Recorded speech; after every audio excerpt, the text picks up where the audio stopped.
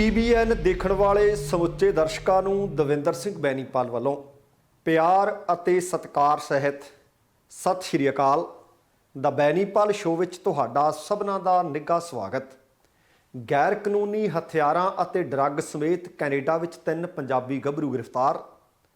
UAE ਦੇ ਸ਼ਾਸਕ ਦੀ ਮੌਤ ਕਾਰਨ ਬਲਵਿੰਦਰ ਦੀ ਰਿਹਾਈ ਟਲੀ।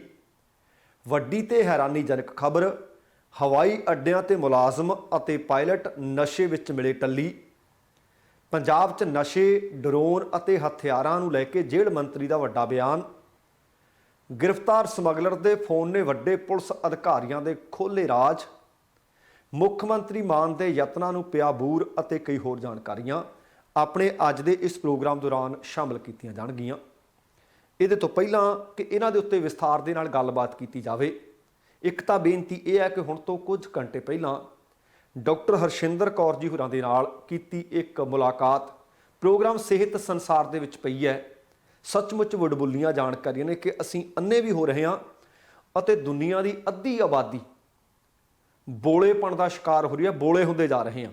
ਉਹਦੇ ਕਾਰਨ ਕੀ ਨੇ, ਕੈਂਸਰ ਸਾਨੂੰ ਕਿਉਂ ਹੁੰਦਾ ਜਾ ਰਿਹਾ ਤੇ ਹੋਰ ਲਾ ਇਲਾਜ ਬਿਮਾਰੀਆਂ, ਉਹਨਾਂ ਤੋਂ ਕਿਵੇਂ ਬਚ ਸਕਦੇ ਹਾਂ। ਬਹੁਤ ਅਹਿਮ ਜਾਣਕਾਰੀਆਂ ਨੇ, ਕਿਰਪਾ ਕਰਕੇ ਜ਼ਰੂਰ ਵੇਖ ਲੈਣਾ। ਅਤੇ ਇਹਦੇ ਨਾਲ ਹੀ ਅਪ ਟੂ ਡੇਟ ਪ੍ਰੋਗਰਾਮ ਦੇ ਵਿੱਚ ਅੱਜ ਤੁਹਾਡੇ ਰੂਬਰੂ ਕਰਾਂਗੇ ਪੰਜਾਬੀ ਦੀ ਬਹੁਤ ਬੁਲੰਦ ਆਵਾਜ਼ ਮਸ਼ਹੂਰ ਗਾਇਕ ਕਲਾਕਾਰ ਦੁਰਗਾ ਰੰਗੀਲਾ ਨੂੰ। ਉਮੀਦ ਹੈ ਕਿ ਤੁਸੀਂ ਉਹ ਪ੍ਰੋਗਰਾਮ ਵੀ ਜ਼ਰੂਰ ਦੇਖੋਗੇ। ਤੇ ਆਓ ਹੁਣ ਇਹਨਾਂ ਸਾਰੀਆਂ ਜਾਣਕਾਰੀਆਂ ਨੂੰ ਵਿਸਥਾਰ ਦੇ ਨਾਲ ਸ਼ਾਮਲ ਕਰਨ ਤੋਂ ਪਹਿਲਾਂ ਇੱਕ ਬੇਨਤੀ ਹੋਰ ਕਿ ਜੇਕਰ ਪ੍ਰੋਗਰਾਮ ਵੇਖਣ ਸੁਣਨ ਤੋਂ ਬਾਅਦ ਚੰਗਾ ਲੱਗਿਆ ਲਾਈਕ ਅਤੇ ਸ਼ੇਅਰ ਕਰ ਦਿਓ। ਤੇ ਨਾਲ ਹੀ ਜੇਕਰ ਹਾਲੇ ਤੱਕ ਤੁਸੀਂ ਆਪਣੇ ਇਸ ਚੈਨਲ ਨੂੰ ਸਬਸਕ੍ਰਾਈਬ ਨਹੀਂ ਕੀਤਾ ਤਾਂ ਕਿਰਪਾ ਕਰਕੇ ਸਬਸਕ੍ਰਾਈਬ ਕਰਕੇ ਨੋਟੀਫਿਕੇਸ਼ਨ ਵਾਲੀ ਘੰਟੀ ਜ਼ਰੂਰ ਨੱਪ ਲੈਣੀ। ਤੁਹਾਡੇ ਦਿਲੋਂ ਧੰਨਵਾਦੀ ਹੋਵਾਂਗੇ। ਅੱਜ ਇਸ ਖਬਰ ਦੇ ਨਾਲ ਮੈਂ ਪ੍ਰੋਗਰਾਮ ਦਾ ਆਗਾਜ਼ ਕਰਨ ਜਾ ਰਿਹਾ, ਸ਼ੁਰੂਆਤ ਕਰਨ ਜਾ ਰਿਹਾ, ਉਹ ਸਾਡੇ ਆਪਣੇ ਇਸ ਮੁਲਕ ਕੈਨੇਡਾ ਦੀ ਹੈ।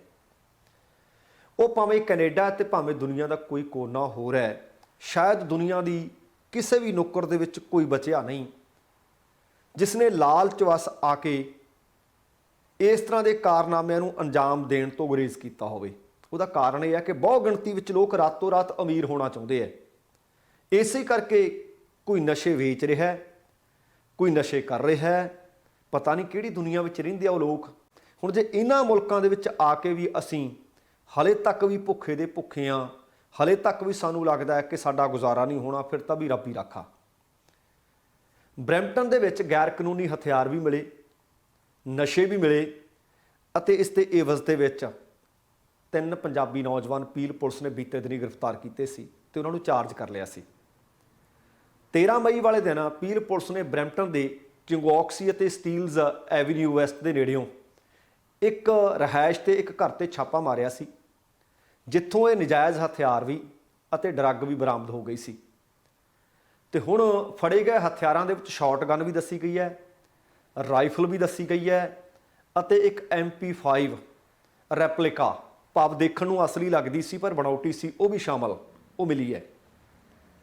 ਤੇ ਫੜੇ ਗਏ ਜਿਹੜੇ ਨੌਜਵਾਨ ਨੇ, ਤੁਸੀਂ ਆਪ ਉਮਰ ਦਾ ਅੰਦਾਜ਼ਾ ਲਾ ਲਿਓ, 20, 21 ਤੇ 22, ਭਾਵ ਇੱਕ 20 ਸਾਲਾਂ ਦਾ, ਇੱਕ 21 ਦਾ, ਇੱਕ 22 ਦਾ।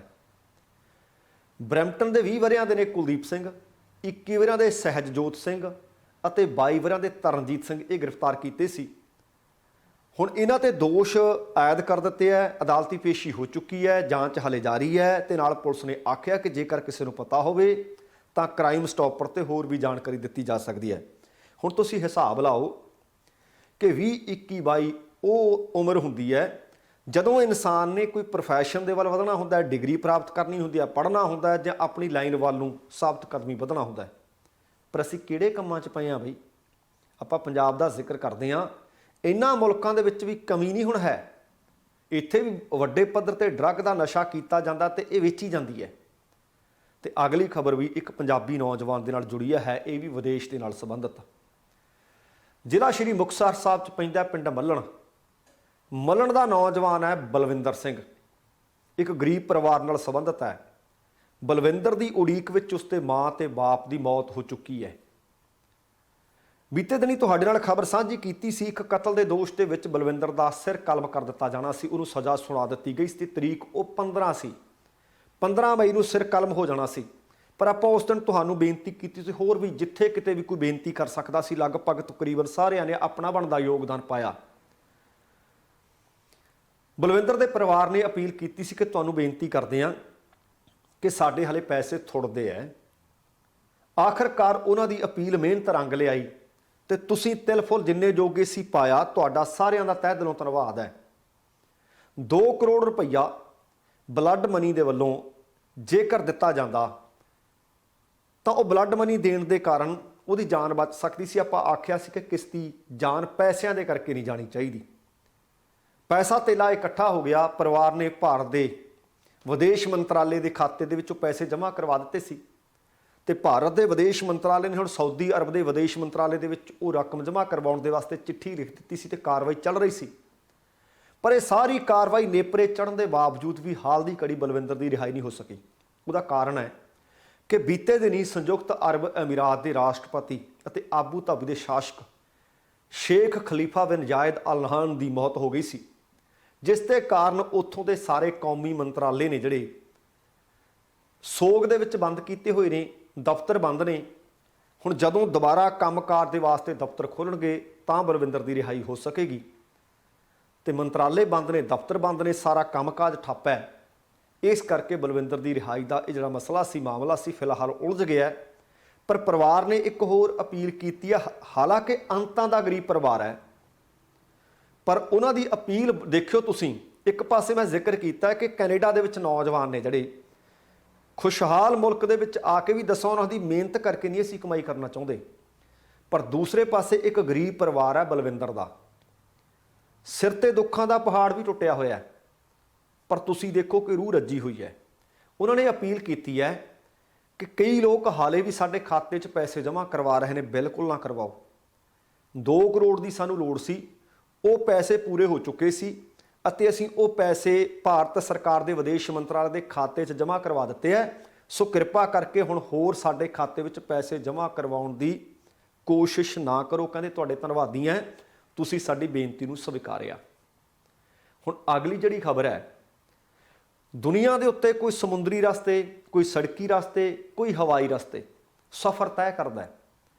ਔਰ ਦੁਨੀਆ ਭਰ ਦੇ ਜਿੰਨੇ ਵੀ ਇਹ ਸਫ਼ਰ ਨੇ, ਸਾਰਿਆਂ ਦੇ ਵਿੱਚੋਂ ਹਵਾਈ ਸਫ਼ਰ ਨੂੰ ਸੁਰੱਖਿਅਤ ਮੰਨਿਆ ਜਾਂਦਾ ਹੈ।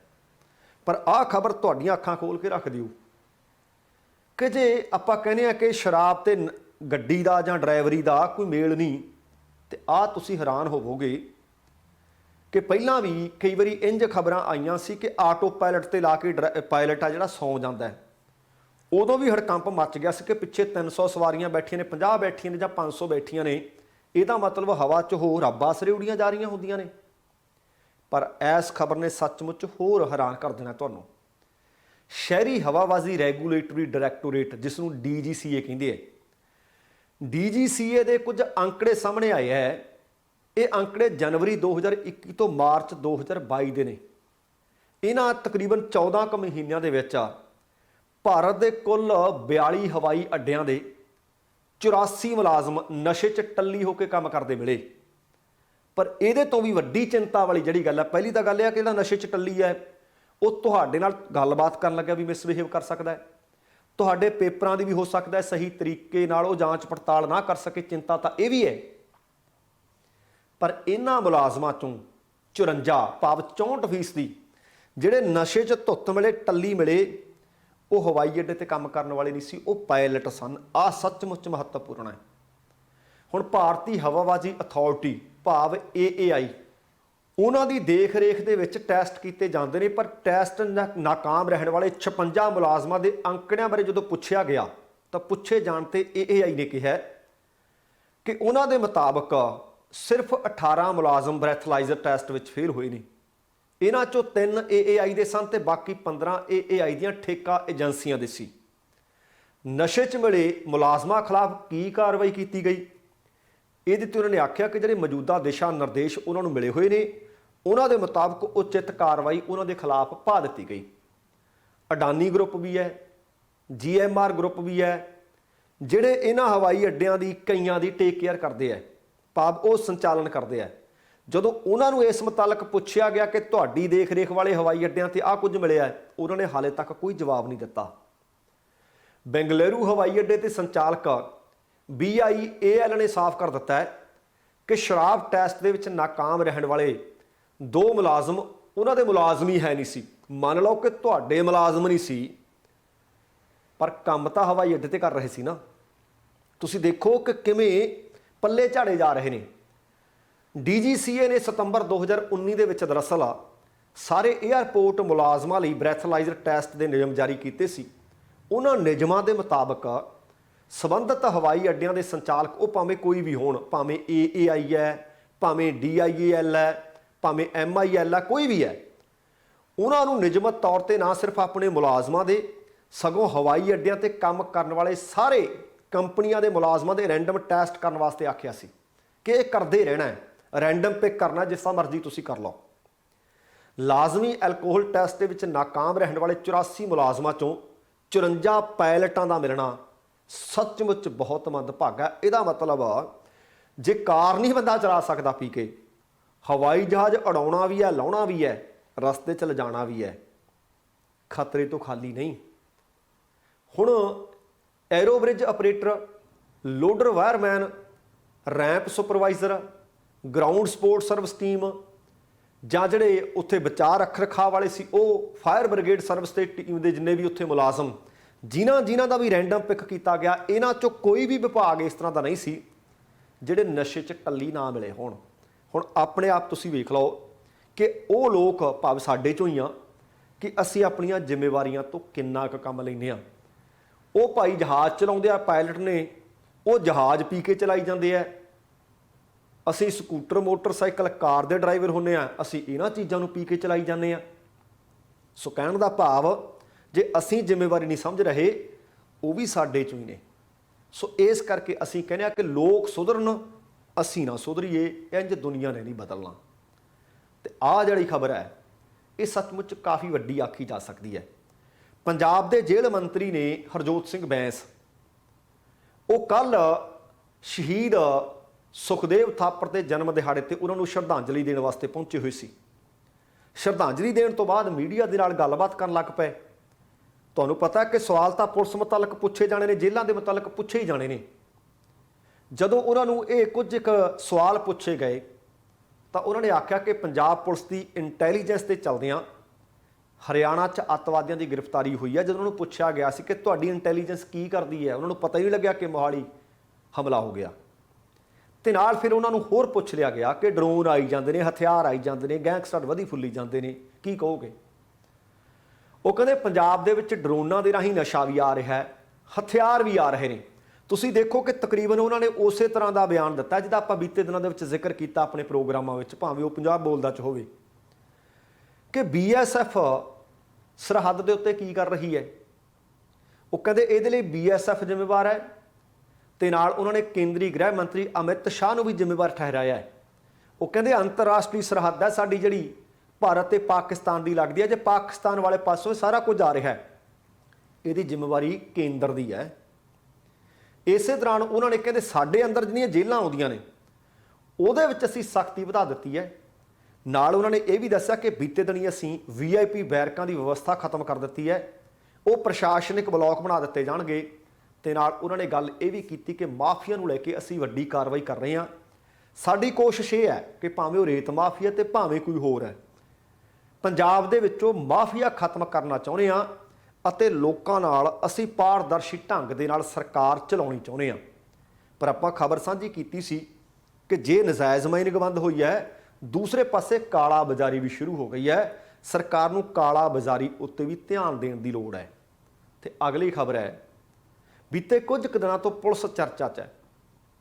ਉਹ ਭਾਵੇਂ ਦਿੱਲੀੋਂ ਗ੍ਰਿਫਤਾਰੀ ਕਾਰਨ ਹੋਵੇ, ਭਾਵੇਂ ਉਹ ਰਾਜਸਥਾਨ ਦੇ ਕੋਟਾ ਵਾਲੀ ਗ੍ਰਿਫਤਾਰੀ ਨੂੰ ਲੈ ਕੇ ਹੋਵੇ, ਭਾਵੇਂ ਕੁਝ ਕੁ ਖਬਰਾਂ ਹੋਰ ਰਹੀਆਂ ਹੋਣ, ਜਾਂ ਫਲੋਰ ਪੁਲਿਸ ਅਕੈਡਮੀ ਦੇ ਵਿੱਚੋਂ ਨਸ਼ਿਆਂ ਦੀ ਗੱਲ ਹੋਵੇ, ਪਰ ਇਸ ਖਬਰ ਨੇ ਸੱਚਮੁੱਚ ਪੁਲਿਸ ਦੇ ਆਲਾ ਅਧਿਕਾਰੀ ਅਤੇ ਸਰਕਾਰਾਂ ਕਟਹਿਰੇ ਵਿੱਚ ਲਿਆ ਕੇ ਖੜੀਆਂ ਕਰ ਦਿੱਤੀਆਂ ਨੇ। ਇੱਕ ਗੈਂਗਸਟਰ ਗ੍ਰਿਫਤਾਰ ਕੀਤਾ ਹੈ, ਉਹਦਾ ਨਾਮ ਹੈ ਸੋਨੂ ਦਾ ਜਦੋਂ ਮੋਬਾਈਲ ਫਰੋਲਿਆ ਗਿਆ ਨਾ, ਉਹਨੇ ਜਿਹੜੇ ਨੈਕਸਸ ਦਾ ਹਮੇਸ਼ਾ ਜ਼ਿਕਰ ਹੁੰਦਾ ਕਿ ਪੁਲਿਸ ਅਤੇ ਸਮਗਲਰ ਆਪਸ ਮਿਲੇ ਨੇ, ਉਹਦੇ ਤੇ ਮੋਹਰ ਲਾ ਦਿੱਤੀ ਹੈ। ਅਸਲ ਦੇ ਵਿੱਚ ਕੁਝ ਸਮਗਲਰਾਂ ਦੇ, ਸੋਨੂ ਦੇ ਜਿਹੜੇ ਪਾਰਟਨਰ ਨੇ, ਉਹਨਾਂ ਦੇ ਨੰਬਰ ਤਾਂ ਮਿਲੇ ਹੀ ਮਿਲੇ ਨੇ, ਪਰ ਦੂਸਰੇ ਪਾਸੇ ਕੁਝ ਪੁਲਿਸ ਵਾਲਿਆਂ ਦੇ, ਕੁਝ ਕਾਲੀਆਂ ਭੇਡਾਂ ਆਖ ਸਕਦੇ ਹਾਂ ਆਪਾਂ ਪੁਲਿਸ 'ਚ, ਉਹਨਾਂ ਦੇ ਨੰਬਰ ਵੀ ਮਿਲ ਗਏ ਹੈ। ਤੇ ਇਹ ਤੋਂ ਵੀ ਅਗਲੀ ਗੱਲ ਆ, ਉਹਦੇ 'ਚ ਖੁਲਾਸੇ ਇਹ ਵੀ ਹੋਇਆ ਕਿ ਇਹਨਾਂ ਤੋਂ ਭਾਵ ਸਮਗਲਰਾਂ ਤੋਂ ਹਫ਼ਤਾ ਵਸੂਲੀ ਕੀਤੀ ਜਾਂਦੀ ਹੈ। ਇੰਨਾ ਹੀ ਨਹੀਂ, WhatsApp ਦੇ ਉੱਤੇ ਲੰਬੀਆਂ ਲੰਬੀਆਂ ਗੱਲਾਂ ਬਾਤਾਂ ਹੋਈਆਂ ਨੇ, ਦਿਨ ਦੇ ਵਿੱਚ ਕਈ ਕਾਲਜ ਹੋਈਆਂ ਨੇ, ਮੈਸੇਜ ਲਿਖੇ ਹੋਏ ਨੇ ਕਿ ਸ਼ਰਾਬ ਦੀਆਂ ਪੇਟੀਆਂ ਭੇਜੋ ਬਈ। ਫਿਰ ਸਮਗਲਰਾਂ ਨੂੰ ਹੁੰਦਾ ਹੈ ਕਿ ਆਪਾਂ ਜਦੋਂ ਇਹਨਾਂ ਦਾ ਕੰਮ ਕਰਦੇ ਤੇ ਆਪਾਂ ਨੂੰ ਕਿਵੇਂ ਡੱਕਣਗੇ। ਉਹ ਫਿਰ ਆਪਣੇ ਜਿਹੜੇ ਕਰਿੰਦੇ ਆ ਉਹਨਾਂ ਦੇ ਰਾਹੀਂ ਉਹਨਾਂ ਨੂੰ ਸ਼ਰਾਬ ਵੀ ਭੇਜਦੇ ਆ, ਅਧਿਕਾਰੀਆਂ ਤੱਕ ਕਰਮਚਾਰੀਆਂ ਤੱਕ ਪੁੱਜਦੇ ਕਰਦੇ ਆ। ਇਹ ਮੈਸੇਜ ਮਿਲ ਗਏ ਨੇ। ਮੋਬਾਈਲ ਦੀ ਜਾਂਚ ਕੀਤੀ ਗਈ, ਹਾਲੇ ਵੀ ਜਾਂਚ ਜਾਰੀ ਹੈ।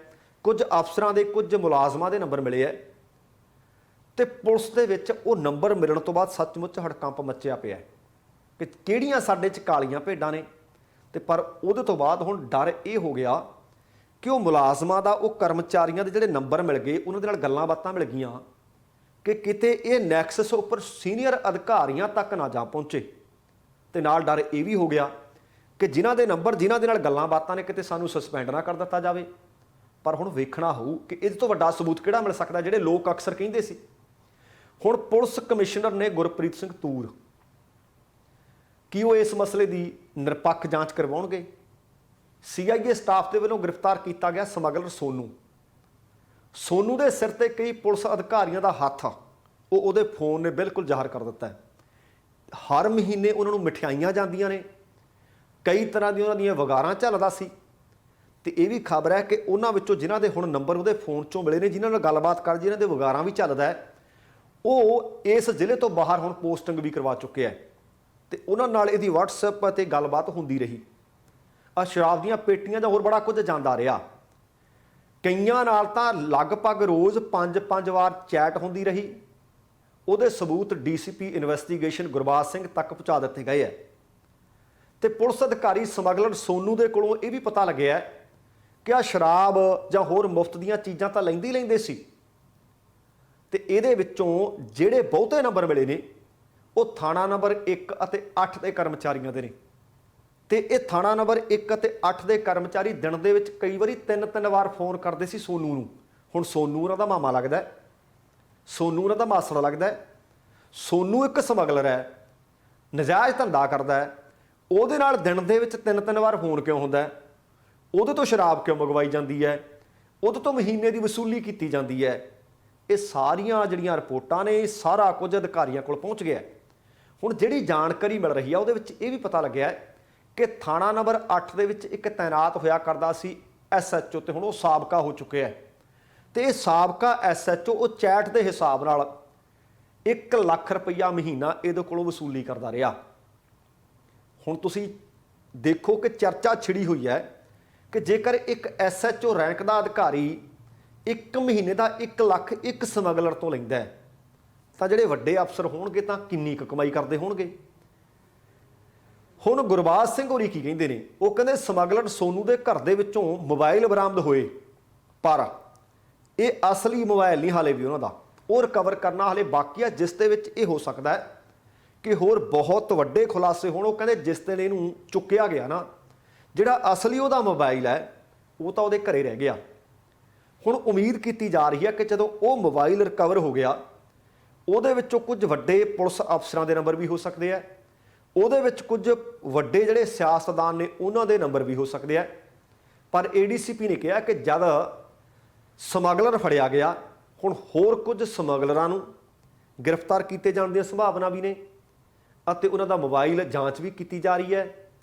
ਤੇ ਨਾਲ ਇਹ ਵੀ ਹੈ, ਉਹ ਕਹਿੰਦੇ ਜਾਂਚ ਹੁਣ ਬਰੀਕੀ ਨਾਲ ਕਰਾਂਗੇ ਕਿ ਕੌਣ-ਕੌਣ ਸੀ ਪੁਲਿਸ ਦੇ ਵਿੱਚ ਤੇ ਕੌਣ-ਕੌਣ ਬਾਹਰ ਨੇ, ਕੌਣ-ਕੌਣ ਸਿਆਸਤਦਾਨ ਨੇ। ਕਹਿੰਦੇ ਜਿਹਦਾ ਨਾਮ ਆ ਗਿਆ, ਜਿਹਦੇ ਨੰਬਰ ਮਿਲ ਗਏ, ਉਹਨਾਂ ਤੋਂ ਬਣਦੀ ਕਾਰਵਾਈ ਵੀ ਕੀਤੀ ਜਾਊ ਅਤੇ ਉਹਨਾਂ ਦੇ ਖਿਲਾਫ ਜੋ ਵੀ ਹੋ ਸਕਿਆ ਕਾਨੂੰਨ ਦੇ ਹਿਸਾਬ ਨਾਲ ਕਰਾਂਗੇ। ਪਰ ਹੁਣ ਕੀ ਇਹ ਛੋਟਾ ਕਲੂ ਹੈ?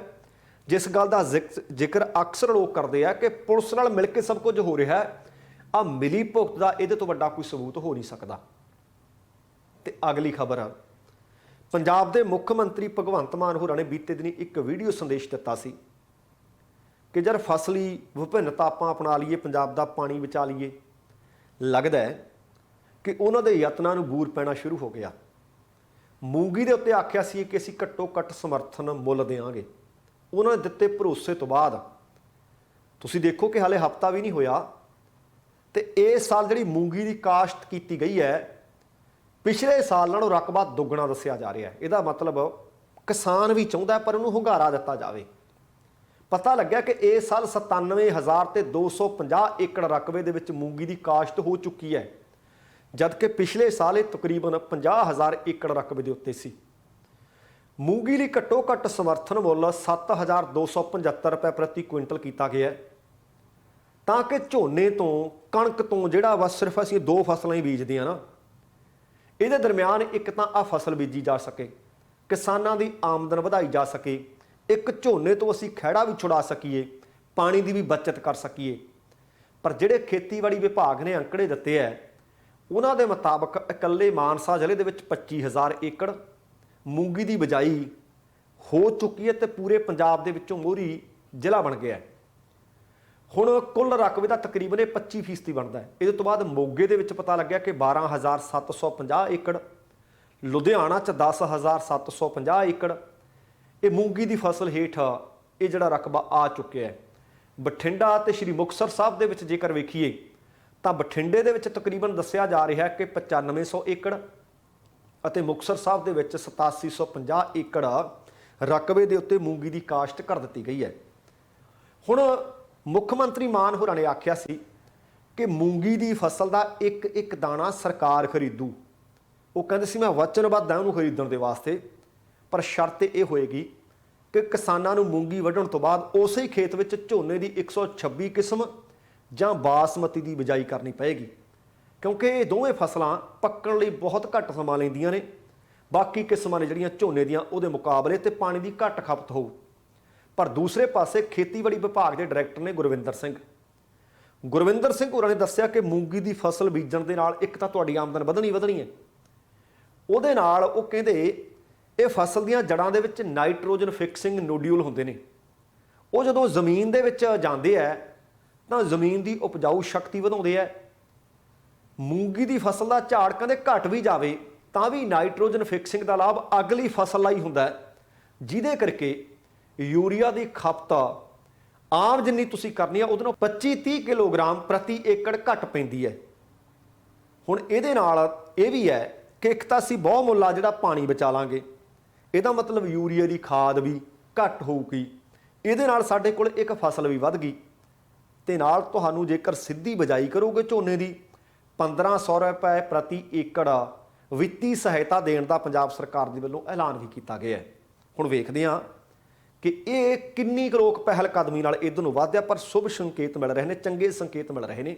ਤੇ ਕੱਲ ਇਹ ਵੀ ਖਬਰ ਮਿਲੀ ਸੀ ਕਿ MLA ਭਰਾਜ ਹੋਰਾਂ ਨੇ ਉਹਨਾਂ ਨੇ ਭਗਵੰਤ ਮਾਨ ਹੋਰਾਂ ਦੇ ਪਿੰਡ ਜਾ ਕੇ ਉਹਨਾਂ ਦੀ ਜ਼ਮੀਨ ਦੇ ਵਿੱਚ ਸਿੱਧੀ ਬਿਜਾਈ ਨੂੰ ਉਤਸ਼ਾਹਿਤ ਕਰਨ ਦੇ ਵਾਸਤੇ ਖੁਦ ਟਰੈਕਟਰ ਚਲਾ ਕੇ ਸਿੱਧੀ ਬਿਜਾਈ ਲਈ ਕਿਸਾਨਾਂ ਨੂੰ ਪ੍ਰੇਰਿਆ ਸੀ। ਤੇ ਆ ਖਬਰ ਹੈ ਨਾ ਜਿਹੜੀ ਇਹ ਮੋਹਾਲੀ ਕਾਂਡ ਜੋ ਹੋਇਆ, ਹਮਲਾ ਹੋਇਆ, ਉਹਦੇ ਤੋਂ ਬਾਅਦ ਸੱਚਮੁੱਚ ਲੱਗਦਾ ਸੀ ਕਿ ਇੰਜ ਪੁਲਿਸ ਨੂੰ ਕਰਨਾ ਹੀ ਪਊ। ਇਹ ਉਹੀ ਕਹਾਵਤ ਕਿ ਦੁੱਧ ਦਾ ਸੜਿਆ ਹੋਇਆ ਲੱਸੀ ਨੂੰ ਫੂਕਾਂ ਮਾਰ ਕੇ ਪੀਂਦਾ ਹੈ। ਇਹ ਸੱਚਮੁੱਚ ਜਿਹੜੀ ਕਹਾਵਤ ਹੈ ਨਾ ਮੋਹਾਲੀ ਪੁਲਿਸ ਤੇ ਫਿੱਟ ਬੈਠ ਗਈ, ਕਿਉਂਕਿ ਖੁਫੀਆ ਵਿਭਾਗ ਦੇ ਹੈੱਡਕੁਆਟਰ ਤੇ ਬੀਤੇ ਦਿਨੀ ਰੌਕਟ ਲਾਂਚਰ ਨਾਲ ਹਮਲਾ ਹੋ ਗਿਆ ਸੀ ਤੇ ਹਾਲੇ ਉਹ ਖਬਰ ਸੁਰਖੀਆਂ 'ਚ ਮਾਮਲਾ ਠੰਡਾ ਨਹੀਂ ਹੋਇਆ। ਖੁਫੀਆ ਵਿਭਾਗ ਤੇ ਵੀ ਅਨੇਕਾਂ ਸਵਾਲ ਉੱਠੇ ਨੇ। ਪਹਿਲਾਂ ਮੈਂ ਤੁਹਾਡੇ ਨਾਲ ਖਬਰ ਸਾਂਝੀ ਕਰਕੇ ਹਟਿਆ ਕਿ ਇਹ ਸਵਾਲ ਹਾਲੇ ਵੀ ਪੁੱਛੇ ਜਾ ਰਹੇ ਨੇ। ਹਰਜੋਤ ਬੈਂਸ ਨੂੰ ਪੁੱਛਿਆ ਗਿਆ ਸੀ ਤੇ ਹੁਣ ਕੱਲ ਦੁਪਹਿਰ ਦਾ ਵੇਲਾ ਸੀ, ਐਤਵਾਰ ਦਾ ਦਿਨ ਸੀ, ਮੋਹਾਲੀ ਪੁਲਿਸ ਦਾ ਨਾਕਾ ਲਾਇਆ ਹੋਇਆ ਸੀ। ਇੱਕ ਗੱਡੀ ਆਉਂਦੀ ਹੈ ਤੇ ਉਹਨੂੰ ਚੈਕਿੰਗ ਦੇ ਦੌਰਾਨ ਰੋਕਿਆ ਗਿਆ ਤੇ ਉਹਦੇ ਵਿੱਚੋਂ ਕਹਿੰਦੇ ਭਾਰੀ ਅਸਲਾ ਮਿਲ ਗਿਆ ਤੇ ਹੜਕੰਪ ਮਚ ਗਿਆ। ਵੱਡੇ 3 ਬੈਗ ਸੀ ਜਿਹੜੇ ਰਫਲਾਂ ਨਾਲ, ਬੰਦੂਕਾਂ ਨਾਲ ਭਰੇ ਪਏ ਸੀ। AK-47 ਵੀ ਉਹਨਾਂ ਦੇ ਵਿੱਚ ਸੀ। ਘਟਨਾ ਦੀ ਸੂਚਨਾ ਮਟੌਰ ਥਾਣਾ ਨੂੰ ਦਿੱਤੀ ਗਈ। ਮਟੌਰ ਥਾਣੇ ਦੇ ਮੁਖੀ ਨੇ ਨਵੀਨਪਾਲ ਸਿੰਘ ਲਹਿਲ ਆਪਣੀ ਹੋਰ ਪੁਲਿਸ ਪਾਰਟੀ ਨਾਲ, ਫੋਰਸ ਨਾਲ ਉੱਥੇ ਪਹੁੰਚੇ। ਅਸਲਾ ਵੀ ਸੰਭਾਲ ਲਿਆ, ਗੱਡੀ ਵੀ ਸਾਂਭ ਲਈ, ਕਬਜ਼ੇ 'ਚ ਲੈ ਲਈ ਤੇ ਥਾਣੇ ਲਿਆਂਦੀ ਤੇ ਜਾਂਚ ਕਰ ਦਿੱਤੀ। ਕੁੰਡੇ ਮਾਰ ਲਏ, ਗੇਟ ਲਾ ਲਿਆ।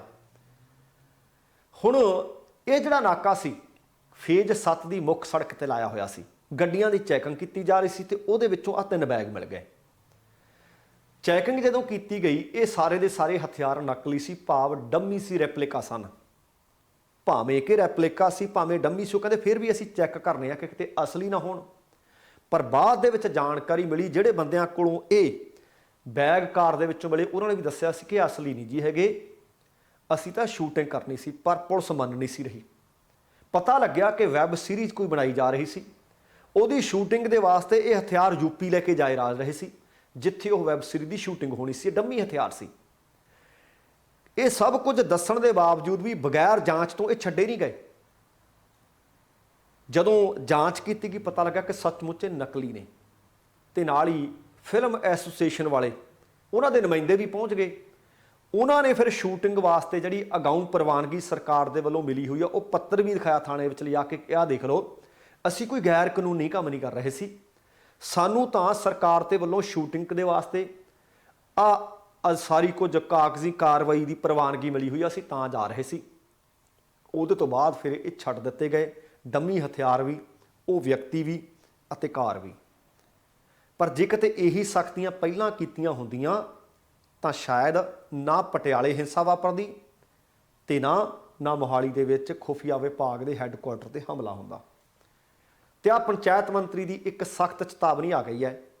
ਪੰਜਾਬ ਦੇ ਪੇਂਡੂ ਤੇ ਵਿਕਾਸ ਪੰਚਾਇਤ ਮੰਤਰੀ ਨੇ ਕੁਲਦੀਪ ਸਿੰਘ ਧਾਲੀਵਾਲ ਜੀ, ਅਸਲ ਦੇ ਵਿੱਚ ਉਹਨਾਂ ਨੇ ਇੱਕ ਵਾਰ ਫਿਰ ਤੋਂ ਸਖਤ ਚੇਤਾਵਨੀ ਦਿੱਤੀ ਹੈ। ਉਹਨਾਂ ਨੇ ਚੇਤਾਵਨੀ ਇਹ ਦਿੱਤੀ ਹੈ ਕਿ ਪੰਚਾਇਤੀ ਜ਼ਮੀਨਾਂ ਦੇ ਉੱਤੇ ਨਜਾਇਜ਼ ਕਬਜ਼ੇ ਨੇ, ਜੇ ਦੁਬਾਰਾ ਨਜਾਇਜ਼ ਕਬਜ਼ਿਆਂ ਦੀ ਕਾਰਵਾਈ ਹੋਈ ਤਾਂ ਕਦੇ ਕਾਰਵਾਈ ਦੇਖ ਲਿਓ ਕਿਹਦੇ ਤੇ ਹੋ। ਸਿੱਧੇ ਤੌਰ ਤੇ ਕਾਰਵਾਈ ਕਰਾਂਗੇ, FIR ਕਰਾਂਗੇ, ਪਰ ਕਰਾਂਗੇ ਕਿਹਨਾਂ ਦੇ ਉੱਤੇ, ਇਹ ਮਹੱਤਵਪੂਰਨ ਹੈ। ਉਹ ਕਹਿੰਦੇ ਸਾਰੇ ਵੀਡੀਓਜ਼ ਤੇ ਕਰਾਂਗੇ, 77 ਤੇ ਕਰਾਂਗੇ, DDPOs ਤੇ ਕਰਾਂਗੇ, ਸਖਤ ਹਦਾਇਤਾਂ ਨੇ ਕਹਿੰਦੇ ਤੁਹਾਨੂੰ। ਉਹ ਕਹਿੰਦੇ ਸਾਡੀ ਸਰਕਾਰ ਦੇ ਦੌਰਾਨ, ਸਾਡੀ ਸਰਕਾਰ ਦੇ ਕਾਰਜਕਾਲ ਦੇ ਦੌਰਾਨ ਪੰਚਾਇਤੀ ਕਿਸੇ ਜ਼ਮੀਨ ਤੇ ਕਬਜ਼ਾ ਨਹੀਂ ਹੋਣਾ ਚਾਹੀਦਾ। ਜੇਕਰ ਹੋ ਗਿਆ ਤਾਂ ਸੰਬੰਧਿਤ ਜਿਹੜੇ ਅਧਿਕਾਰੀ ਨੇ ਅਸੀਂ ਉਹਨਾਂ ਦੇ ਉੱਤੇ FIR ਦਰਜ ਕਰਨੀ ਹੈ। ਸਰਕਾਰੀ ਅਧਿਕਾਰੀ ਨੇ ਜਿਹੜੇ, ਤੋਂ ਕਹਿੰਦੇ ਧਿਆਨ ਰੱਖਣ। ਉਹਨਾਂ ਨੇ ਇੱਥੋਂ ਤੱਕ ਆਖ ਦਿੱਤਾ ਕਿ ਪੰਜਾਬ ਦੇ ਵਿੱਚ ਬਹੁਤ ਸਾਰੇ ਪ੍ਰਭਾਵਸ਼ਾਲੀ ਲੋਕ ਨੇ, ਉਹਨਾਂ 'ਚ ਕੁਝ ਅਸਰ ਰਸੂਖ ਰੱਖਣ ਵਾਲੇ ਲੋਕ ਨੇ, ਉਹਨਾਂ 'ਚ ਕੁਝ ਸਿਆਸਤਦਾਨ ਨੇ ਜਿਨ੍ਹਾਂ ਨੇ ਪੰਜਾਬ ਦੀ ਸਰਕਾਰੀ ਜ਼ਮੀਨ ਤੇ ਪਹਿਲਾਂ ਵੀ ਕਬਜ਼ੇ ਕੀਤੇ ਹੋਏ ਨੇ ਤੇ ਉਹ ਹਾਲੇ ਤੱਕ ਕਬਜ਼ੇ ਛੱਡਣੇ ਨਹੀਂ ਚਾਹੁੰਦੇ। ਪਰ ਕਹਿੰਦੇ ਮੈਂ ਇੱਕ ਵਾਰੀ ਫੇਰ ਉਹਨਾਂ ਨੂੰ ਕਹਿਣਾ ਕਿ 31 ਮਈ ਤੱਕ ਇਹ ਕਬਜ਼ੇ ਛੱਡ ਦਿਓ, ਜੇ ਨਾ ਛੱਡੇ ਤਾਂ 31 ਮਈ ਤੋਂ ਬਾਅਦ ਸਖਤ ਕਾਰਵਾਈ ਵਾਸਤੇ ਤਿਆਰ ਰਹੋ। ਤੇ ਨਾਲ ਉਹਨਾਂ ਨੇ ਇਹ ਵੀ ਆਖਿਆ ਕਿ ਭਗਵੰਤ ਮਾਨ ਸੂਬਾ ਮੁੱਖ ਮੰਤਰੀ ਨੇ, ਉਹਨਾਂ ਨੇ ਵੀ ਆਖਿਆ ਕਿ 31 ਮਈ ਤੱਕ ਤੁਹਾਨੂੰ ਸਮਾਂ ਦਿੱਤਾ ਹੈ, ਜੇ 31 ਮਈ ਲੰਘ ਗਈ ਤਾਂ ਪੁਰਾਣੇ ਖਰਚੇ ਤੇ ਨਵੇਂ ਪਰਚੇ ਤੁਹਾਡੇ ਤੇ ਪੈਣਗੇ, ਰਹਿਮ ਫਿਰ ਕੋਈ ਨਹੀਂ ਹੋਣਾ। ਉਹ ਕਹਿੰਦੇ ਪੰਚਾਇਤੀ ਜ਼ਮੀਨਾਂ ਜਿਹੜੀਆਂ ਸਰਕਾਰ ਦੀਆਂ ਨੇ 50-50 ਸਾਲਾਂ ਤੋਂ ਲੋਕਾਂ ਨੇ ਕਬਜ਼ੇ ਕੀਤੇ ਹੋਏ ਨੇ। ਉਹ ਕਹਿੰਦੇ ਜਿਹੜੇ ਸਾਨੂੰ ਹੁਣ ਸਵਾਲ ਕਰਦੇ ਆ ਨਾ, ਉਹਨਾਂ ਨੇ ਕਬਜ਼ੇ ਕੀਤੇ ਜਾਂ ਕਰਵਾਏ, ਛੁਡਾਏ ਨਹੀਂ। ਪਿਛਲੀਆਂ ਸਰਕਾਰਾਂ ਕਹਿੰਦੇ ਭਾਵੇਂ ਅਕਾਲੀ ਦਲ ਦੀ ਅਗਵਾਈ ਵਾਲੀਆਂ ਸੀ ਜਾਂ ਕਾਂਗਰਸ ਦੀਆਂ ਸੀ, ਉਹਨਾਂ ਨੇ ਤਾਂ ਕਹਿੰਦੇ ਕੋਈ ਦਿਲਚਸਪੀ ਨਹੀਂ ਦਿਖਾਈ। ਤੇ ਹੁਣ ਸਾਨੂੰ ਪੁੱਛਦੇ ਆ ਸਵਾਲ, ਅਸੀਂ ਕਾਰਵਾਈਆਂ ਸ਼ੁਰੂ ਕੀਤੀਆਂ ਤੇ ਪਾਰਦਰਸ਼ਤਾ ਦੇ ਨਾਲ ਕਰ ਰਹੇ ਹਾਂ। ਕਹਿੰਦੇ ਪਿਛਲੀਆਂ ਸਰਕਾਰਾਂ ਦੀ ਸੱਚਾਈ ਇਹ ਹੈ ਕਿ ਜੇਕਰ ਕੋਈ ਇੱਛਾ ਸ਼ਕਤੀ ਹੁੰਦੀ ਤਾਂ ਜਿਹੜੀਆਂ ਪੰਚਾਇਤੀ ਜਾਂ ਸਰਕਾਰੀ ਜ਼ਮੀਨਾਂ ਤੇ ਨਜਾਇਜ਼ ਕਬਜ਼ੇ ਆ ਨਾ, ਉਹ ਕਦੋਂ ਦੇ ਛੱਡੇ ਹੁੰਦੇ। ਉਹ ਕਹਿੰਦੇ ਜਦੋਂ ਸਾਡੀ ਧਿਆਨ ਦੇ ਵਿੱਚ ਆ ਗਈ ਗੱਲ, ਅਸੀਂ ਕੀ ਕਰ ਰਹੇ ਹਾਂ, ਅਸੀਂ ਉਹ ਨਜਾਇਜ਼ ਕਬਜ਼ੇ ਛੁਡਾ ਰਹੇ ਹਾਂ, ਕਰਾ ਨਹੀਂ ਰਹੇ। ਇਹ ਕਹਿੰਦੇ ਕੀ ਕਰਦੇ ਆ, ਇਹਨਾਂ ਦਾ ਧਿਆਨ ਕੀ ਸੀ, ਜਾਂ ਤਾਂ ਨਜਾਇਜ਼ ਕੰਮ ਕਰਨੇ, ਨਜਾਇਜ਼ ਕਬਜ਼ੇ ਕਰਨੇ, ਆਪਣੀਆਂ ਕੋਠੀਆਂ ਬਣਾਉਣੀਆਂ, ਆਪਣੇ ਹੋਟਲ ਬਣਾਉਣੇ, ਆਪਣੇ ਮਹਿਲ ਬਣਾਉਣੇ, ਸਰਕਾਰੀ ਪਲਾਟ ਹੜੱਪਣੇ, ਆਪਣੇ ਬੱਚਿਆਂ ਨੂੰ ਸਿਆਸਤ 'ਚ ਅੱਗੇ ਲਿਆਉਣਾ ਤੇ ਨਾਲ ਸਰਕਾਰ ਦੇ ਮਾਲੀਏ ਦੇ ਉੱਤੇ ਠੱਗੀਆਂ ਮਾਰਨੀਆਂ। ਪਰ ਕਹਿੰਦੇ ਹੁਣ ਭਾਵੇਂ ਕੋਈ ਪ੍ਰਭਾਵਸ਼ਾਲੀ ਵਿਅਕਤੀ ਹੈ, ਭਾਵੇਂ ਕੋਈ ਅਫਸਰ ਹੈ, ਭਾਵੇਂ ਕੋਈ ਸਿਆਸਤਦਾਨ ਹੈ, ਪੰਚਾਇਤੀ ਜ਼ਮੀਨ ਤੇ ਨਜਾਇਜ਼ ਕਬਜ਼ਾ ਨਹੀਂ ਅਸੀਂ ਉਹਨਾਂ ਦਾ ਰਹਿਣ ਦੇਣਾ, ਭਾਵੇਂ ਕਿੰਨਾ ਹੀ ਪੁਰਾਣਾ ਕਬਜ਼ਾ ਹੋਵੇ। ਪਰ ਜੇ 31 ਮਈ ਤੋਂ ਬਾਅਦ ਸਾਨੂੰ ਕਬਜ਼ੇ ਉਹਨਾਂ ਕੋਲੋਂ ਛਡਾਉਣੇ ਪਏ ਤਾਂ ਫਿਰ ਬਕਾਏ ਵੀ ਲਵਾਂਗੇ। ਤੇ ਜੇ ਕੋਈ ਵਿਅਕਤੀ ਕਹਿੰਦੇ ਸਰਕਾਰ ਕੋਲੋਂ ਪੈਸੇ ਦੇ ਕੇ ਜ਼ਮੀਨ ਖਰੀਦਣੀ ਚਾਹੁੰਦਾ ਹੈ ਤਾਂ ਉਹਦੇ ਵਾਸਤੇ ਸਰਕਾਰ ਤਿਆਰ ਹੈ ਕਿ ਜਿਹਨਾਂ ਨੇ ਜ਼ਮੀਨ ਨੱਪੀ ਹੋਈ ਹੈ ਪਰ ਉਹ ਛੱਡਣੀ ਨਹੀਂ ਚਾਹੁੰਦਾ, ਤਾਂ ਸਰਕਾਰ ਉਹਨਾਂ ਮੁੱਲ ਦੇ ਲਵੇ। ਸਰਕਾਰ ਨੂੰ ਉਹ ਪੈਸੇ ਦੇ ਕੇ ਜ਼ਮੀਨ ਖਰੀਦ ਸਕਦੇ ਹੈ। ਸਰਕਾਰ ਇਹਨਾਂ ਜ਼ਮੀਨਾਂ ਨੂੰ ਲੀਜ਼ ਤੇ ਦੇਣ ਵਾਸਤੇ ਵੀ ਤਿਆਰ ਹੈ। ਸਰਕਾਰ ਇਸ ਸੰਬੰਧੀ ਨੀਤੀ ਬਣਾਉਣ ਦੇ ਵਿੱਚ ਕਹਿੰਦੇ ਲੱਗੀ ਹੋਈ ਹੈ। ਉਹਨਾਂ ਨੇ ਦੱਸਿਆ ਕਿ ਸ਼ਾਹਕੋਟ ਨੇੜੇ ਵੀ ਕਰੀਬ 2000 ਏਕੜ ਜ਼ਮੀਨ ਤੇ ਨਜਾਇਜ਼ ਕਬਜ਼ਾ ਹੋਇਆ ਹੈ। ਉਹਨੂੰ ਛਡਵਾਉਣ ਵਾਸਤੇ ਵੀ ਸਰਕਾਰ ਨੇ ਕਾਰਵਾਈ ਸ਼ੁਰੂ ਕਰ ਦਿੱਤੀ ਹੈ। ਉਹਨਾਂ ਮੰਨਿਆ ਕਿ ਪੰਜਾਬ ਦੇ ਵਿੱਚ ਇੱਕ ਅੰਦਾਜ਼ੇ ਦੇ ਮੁਤਾਬਕ 50,000 ਏਕੜ ਜ਼ਮੀਨ ਤੇ ਨਜਾਇਜ਼ ਕਬਜ਼ੇ ਕੀਤੇ ਹੋਏ ਨੇ। ਤੇ ਪਰ ਇੱਕ ਉਹਨਾਂ ਨੂੰ ਸਵਾਲ ਕਰ ਲਿਆ, ਉਹ ਕਹਿੰਦੇ ਅੱਜ ਤੱਕ ਪੇਂਡੂ ਵਿਕਾਸ ਅਤੇ ਪੰਚਾਇਤੀ ਮਹਿਕਮੇ ਜਿਹੜਾ ਤੁਹਾਡਾ ਸਵਾਲ ਹੈ ਕਿ ਕਿਵੇਂ ਚੱਲਦੇ ਰਹੇ, ਉਹ ਕਹਿੰਦੇ ਰੱਬ ਆਸਰੇ ਚੱਲਦੇ ਰਹੇ। ਮਹਿਕਮਿਆਂ ਨੇ ਵੀ ਕੋਈ ਦਿਲਚਸਪੀ ਨਹੀਂ ਦਿਖਾਈ, ਸਿਆਸਤਦਾਨਾਂ ਨੇ ਵੀ ਕੋਈ ਦਿਲਚਸਪੀ ਨਹੀਂ ਦਿਖਾਈ। ਮਿਲੀ ਭੁਗਤ ਦੇ ਨਾਲ ਮੈਂ ਫਿਰ ਦੱਸਦੇ ਹਾਂ, ਉਹ ਕਹਿੰਦੇ ਨਜਾਇਜ਼ ਕਬਜ਼ੇ ਕੀਤੇ, ਛੁਡਵਾਏ ਨਹੀਂ। ਪਰ ਹੁਣ ਕਹਿੰਦੇ ਮਾਨ ਸਾਹਿਬ ਵੱਲੋਂ ਡਿਊਟੀ ਲਾਈ ਹੋਈ ਆ, ਮੈਂ ਡਿਊਟੀ ਨਿਭਾ ਰਿਹਾ।